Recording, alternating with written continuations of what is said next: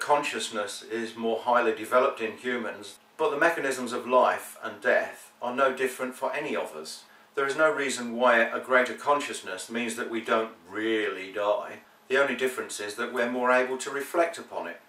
There is simply no evidence in reality to believe that some sort of mystical entity known as a soul somehow exits the body and moves to another plane or dimension of existence, also for which there is no evidence. Whilst it might be comforting for some people to believe this, atheists realise that reality is not always ideal. Humans try to protect their children from the realities of life sometimes, but you have to get to a point where at some stage in your life you actually grow up and throw away these childish ideas. Consciousness ceases once the brain stops functioning, so there'll never come a point where you realise that you're being eaten by worms or that you're sitting in a dark urn on the mantelpiece. The end of our consciousness is similar to our lack of consciousness before we are born. To be mortal means that we die.